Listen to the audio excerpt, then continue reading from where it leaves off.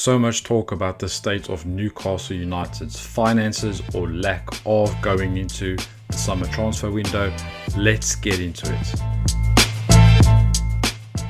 How's it, everybody? Welcome back. Let's get straight into it. There's been huge amounts of talk about the state of Newcastle's finances, talk that this will be Eddie Howe's smallest ever budget that he's had to work with so far in his tenure in Newcastle. I've seen a lot in social media, there's a lot in the press, there's other YouTube videos on Newcastle fans talking or worrying about why or how we've got ourselves into the situation. So I thought to myself, maybe let's just go and have a look at the finances. The truth is in the numbers. First of all, a disclaimer, I am not an accountant. I don't work in finance. I do have an element of finance in my day job. I do manage a 7-figure budget annually for the company I work for. I do have a bit of competence and a bit of acumen, but the numbers we're going to look at in this video are readily available on the internet. A little bit of digging, you can find the information yourself. I just thought, how can we have got ourselves into this mess of a transfer window? I thought, let's just look at everything, package everything together, look at the squad cost, what is the squad cost ratio, what is our anticipated budget spend, and also look at a little bit where we are at this time of the year. A lot of fans are maybe scolding about the Victor Munoz deal, or should we say lack of, Liverpool gazumping Newcastle again to the Spanish left winger. It appeared that Newcastle had signed the deal. It appeared that the player had agreed terms to come to Newcastle, but Newcastle was scrimping on the transfer fee, and deja vu from last year, Liverpool came in and scuppered the deal. They just put up the asking price and hey ho, they signed the player. That obviously got a lot of fans not so much worried about losing out on the player per se, but more about the state of Newcastle's approach in the transfer window, and also potentially the lack of money available this season to rebuild the squad. First and foremost, we need to look a little bit at where we are at this time of year. At the time of recording, it is the last day of June. We are just about to close for what is, on most clubs, the end of their financial year. Most Premier League clubs run their years from the 1st of July all the way to the 30th of June. So on Newcastle's financial records, today is the last day of the 2025-2026 financial calendar. Now, if we bear that in mind, Alexander Isak, who Newcastle sold for a British record transfer of £130 million, was in the 2025-2026 financial year. I mentioned before about putting the numbers together. This is something I've compiled myself. This just shows you Newcastle's last 5 or 6 years of transfers out. As I just said, Alexander Isak, I just used 120 as a low estimate. We know as well that Anthony Gordon was sold at the end of this season, and that has gone into the 2025-2026 financial year. So Newcastle had a very, very healthy year of £219 million recouped. By far the biggest in the club's history in terms of money received for players sold. However, you don't need me to tell you that Newcastle spent a huge amount of money in the transfer window. In terms of the timing of it, it was absolutely horrific. They waited to the last possible moment, and it looked like they rushed the deals through for Nick Voltemade and also for Johan Visa. They got their pants fully pulled down. Jacob Ramsey at 38 million, you could argue, is potentially going to be good value for money, so long as he continues his development at the club, which I'm sure he will under Eddie Howe. Anthony Elanga at the moment at the World Cup looks like a £52 million player. He definitely didn't look like a £52 million player during the course of the season. But again, you look at the money that Newcastle spend, circa £250 million in the window. All of that just to end up 12th in the Premier League. But the important thing here for everyone to see, and I'm sure as you know, is that Newcastle recouped a hell of a lot of money in last season. And don't forget, because Anthony Gordon was sold in May, his transfer money also comes in the 25-26 season. Something we may keep forgetting about as Newcastle fans is something called transfer amortization. Basically what that means is that if you sign a player like Elanga, for example, for £50 million, within the club's accounts, it doesn't actually show was £50 million going out of the club's P&L that year. The transfer fee gets spread across the player's contract up to a maximum of 5 years. Now, you may remember Chelsea did something very cheeky where they bought, I think, Casado and Fernandes for 100 million and then spread that cost over 8 years. So in effect, it was costing them like £15 million a year. Well, guess what? Anthony Elanga's amortized transfer fee only cost Newcastle £10 million last year. So I thought it might be worth having a look at maybe just displaying what the amortized transfer fees are for Newcastle. Huge disclaimer, some of these figures might not be entirely correct, but again, these are numbers used by the various press and news outlets available to you and I. So let's look at Johan Wiese, for example, a £50 million player. We gave him a 4-year contract. That means that he's costing Newcastle on their books each year £12.5 million over 4 years. But interestingly, Newcastle are obviously still paying off players that they've bought 1 season or 2 seasons or 3 seasons ago. We're still paying off Odyssey's Vlachodimos' transfer fee, William Asula, Lewis Hall, Tino Livramento, Harvey Barnes, Sandro Tonali. Anthony Gordon still had £19 million on his book value. So although we sold him to Barcelona for 70, 80 million pound, for example, we still had on our books remaining 18 million pounds to pay off. So that 80 million pound transfer in reality only made us 62 million pounds. Alexander Isak, for example, still had 30 million pounds on his book value that Newcastle was still to account for. So although we sold him for 130 million pound, we still had 30 million pound on his book value. It means the club only profited 100 million pounds on the accounting side of things. So in every year, and in particular this season upcoming, Newcastle's amortized transfer fees are at about £116 million. Now, why is that important? It is important because it goes into what the new financial rules are, which are being brought into the Premier League as of tomorrow from the 1st of July. Today is officially the last day of the PSR era. Tomorrow is officially the first day of the squad cost ratio era. Now, what is squad cost ratio? Squad cost ratio is the total squad costs. And what makes up the squad costs? That's the transfer wages of all of the players plus the amortized transfer costs. The figure I just spoke about now, about Newcastle still having £116 million on their books to pay off players' transfer fees for not just last summer, but for previous summers, depending on the length of their contract. Plus, as I said, the wage bill. Whilst we are talking about wage bill, I also had a look at the total amount of wages Newcastle are paying out. We know that the top earners at Newcastle are on a 150, 160. We know that the top 6, big 6, whatever you want to call them, can offer easily 200, 300,000 pounds for a player, which is the reason why Isak wanted to leave Newcastle. It's the reason Tonali wants to jump ship and move down to London. And it's the reason why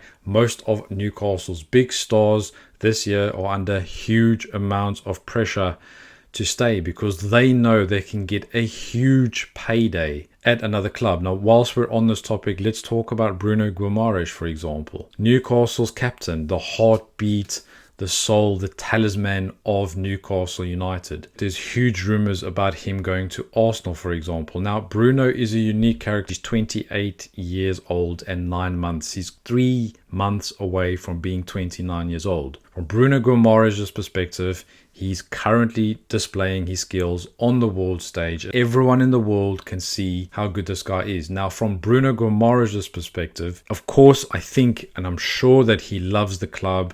He really has settled in. He's found a home here.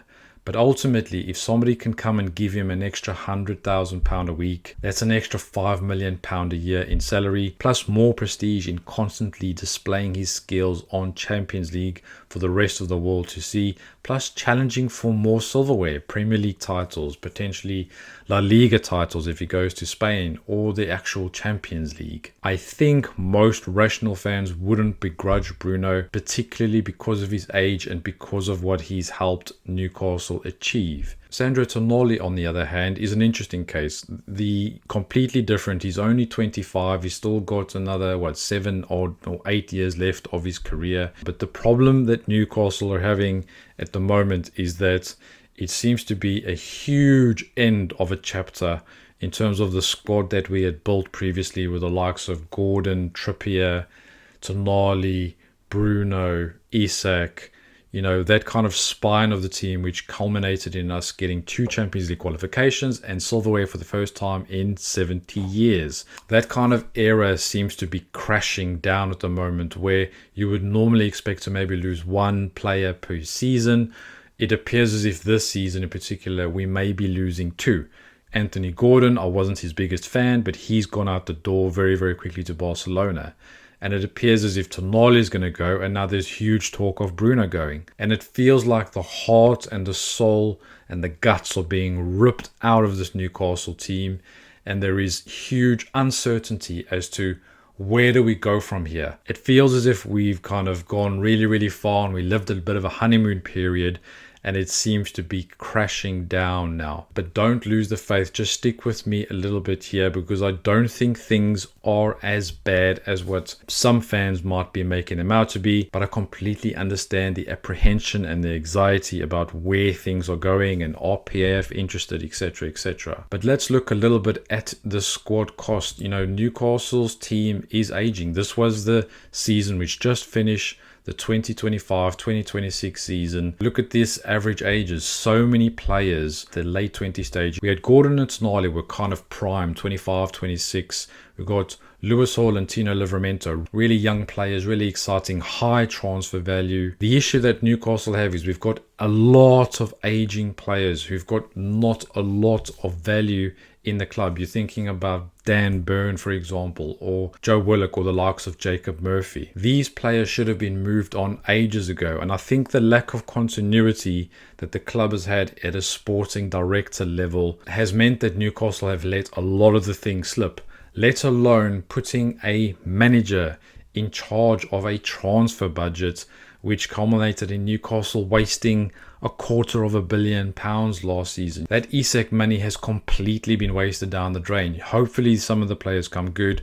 I personally am not a fan of Nick Voltemade as a player. I think he's a lovely guy. I think he's got a unique skill set. And now let's look at the holes in Newcastle's current squad. Now, I've put Ewan Yawen in there. He's the young keeper we've bought from the French second division. He's currently the only new player that's come in. But don't forget, he is coming on our 2025-2026 budget. Yawen has not touched our 26-27 budget, because that starts from tomorrow. The big issue is, and this does make me a little bit of nervous, is you look at the Reds in our current squad list. We've got John Roddy who's left. We've lost 2 right backs, Kieran Trippier and Emil Kraft. Both players left on a free transfer. Absolutely diabolical squad management. Now, I understand keeping older players around for leadership or from experience or trying to set the culture or the values, and Kieran Trippier certainly did do that. But a player like Emil Kraft, who was on circa £50,000 a week, for him to go on a free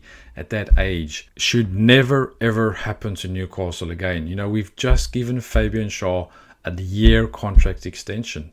He's going to be 35 and a half years old by next summer.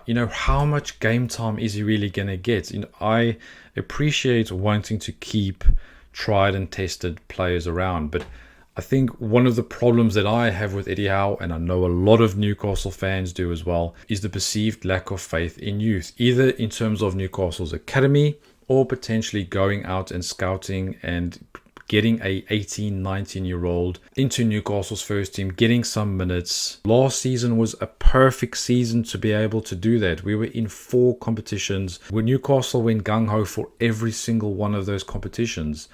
And I know it might be slightly controversial, but I did say that we should have completely binned the Carabao Cup, not in the sense of not trying to win, but definitely using it as an opportunity to blood some youngsters, get them the experience, because when we received injuries, we end up putting Lewis Miley, for example, at right back, where we didn't have a tried and tested youngster who's played 3 hours of Premier League football, and that he can come and fill the gaps as and when injuries or suspensions appear. I'm really worried about Newcastle at right back. The interesting thing is going to be is whether they go and get a 28-year-old who's happy to be on the bench, or whether that or not they go and get a youngster who's happy to be on the bench, or if they go and get a first-team starter who pushes for Tino Livramento's spot in the squad.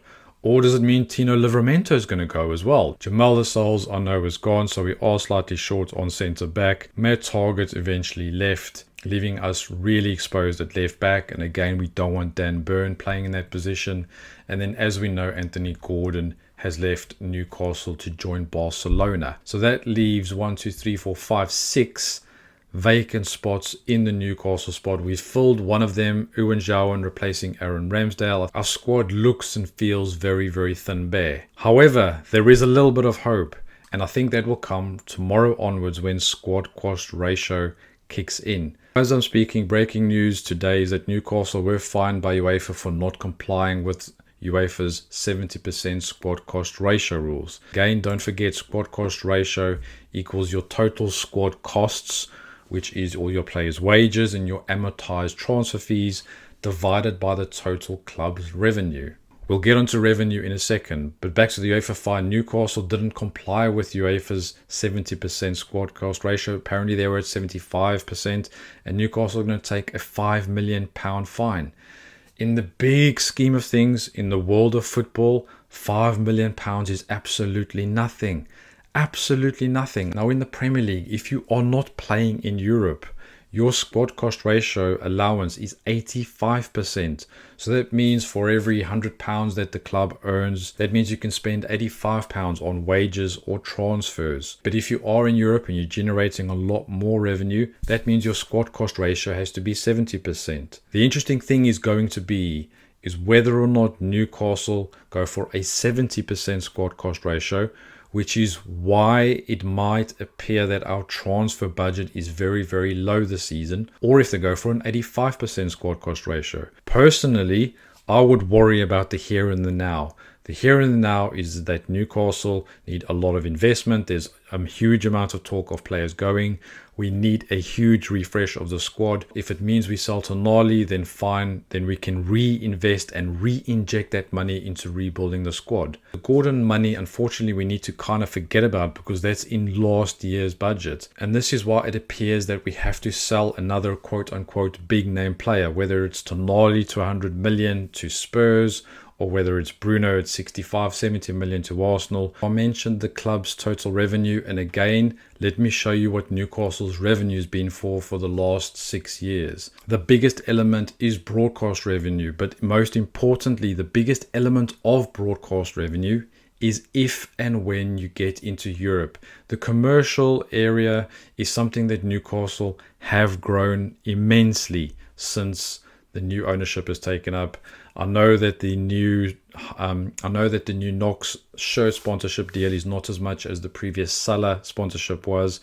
That is potentially because we're not in Europe, but also because we released the bloody shirts before we had a sponsor on the front of it. Absolutely insane. And the one that absolutely grinds my bones is the match day revenue. Now, we are making periodically more money on the match day, but this is the elephant in the room, and for me, the biggest frustration, because this is something which Newcastle United, be it PIF or the Saudi investment, can actually affect. The matchday revenue Newcastle could double. We could easily double our matchday revenue if the powers that be or the people in the charge of making decisions for this club would just make a decision on the stadium. The only reason Spurs are where they are in terms of being able to finish 17th twice, yes, they did win a cup and they've been flirting with relegation and are now buying players left, right and centre because Daniel Levy's eventually left the club and they're relaxing their purse strings, is because they've got this multi-use, absolutely state-of-the-art venue, which is absolutely raking in fortunes for Tottenham Hotspur. Tottenham Hotspur are making more money in the stadium for non-football related events. Think about that for a second. All of the concerts and the boxing and the blah-de-blahs and the underground go-karts is making more money than actual ticket sales for the stadium. Now, if that doesn't tell you Newcastle are missing a trick with the stadium, then I honestly don't know what more to say. I know they're looking potentially for outside investment. I do think that outside investment is going to want a stake in the club. No one is going to give you a loan to build a stadium just so that you could get the loan back with a bit of interest. I personally think that anyone who is looking to invest into the stadium is going to want to take a portion of PIF's ownership at Newcastle. And honestly, from my point of view, that can't come sooner. So in summary, hopefully that gives us just a little bit more meat on the bones instead of worrying about the money about Newcastle don't have or do have. For me, when there's a problem or when there's something like this, I like to get down to the detail, look at the numbers, crunch the numbers, compare them to other Premier League clubs, do some forecasting on where Newcastle anticipating to be this current season, and make your own mind up. We can all very easily listen to opinions, and that's good sometimes, but sometimes it is good to actually dig a little bit deeper, look under the bed sheets, and just make sure that the things that you're hearing are actually true, and sometimes take a step back and look at a little bit of the bigger picture. Do I think Newcastle are going to sell big players this season? Yes. I don't think it'll be Bruno and Tonali. I think Tonali is absolutely gone. We're just trying to get as much money as we possibly can, and hopefully what we are trying to do is secure his replacement first before we sell the player. What we don't want to do is sell Tonali and then go around Europe or the rest of the world with £100 million in our pocket trying to scrimp and get the player's replacement. That's not the way to do it. If they want to agree terms and all that, we can say absolutely fine, but you can't have him until we have our replacement. Hopefully that gives you a little bit more insight into where the club is financially. Hopefully Newcastle can be a bit more aggressive and inventive in the transfer market. If you like what you hear, it would really help if you give me a like and subscribe. I'd really appreciate it. And also, you let me know, are you really anxious about Newcastle in terms of where they are financially this season? Do you think we can afford to go down the Brighton, Bournemouth route of scouting young talents and then selling them off? I personally don't think Newcastle are that size of club. I think we should be a bit more ambitious and punch a little bit higher in weight, but I also think we need to box smart in terms of not doing what the big six are doing. We can't afford to offer players 250 grand a week. It will absolutely blow our squad cost ratio percentage out the water. If it means we need to bring a good player in, develop him and sell him after 2 or 3 years, then fine. I think the issue is with most Newcastle fans, I think like you and me, is we get emotionally attached to these players. The Les Ferdinands, the David Ginolas, the Alexander Isak. When these players are performing for you, they seem like absolute idols. And when it appears that they're going to turn their back and move to a different club, it absolutely breaks fans' hearts. And a lot of the times that manifests itself in anger as opposed to the sadness and the heartbreak. We might need to become a little bit more ruthless, a little bit more cold in terms of how we treat players coming to Newcastle, in terms of how much we give back to players. Now, I know that's very difficult and a lot easier said than done, but again, would love to hear your thoughts on that. Good chatting. Please leave a comment down below, and also don't forget,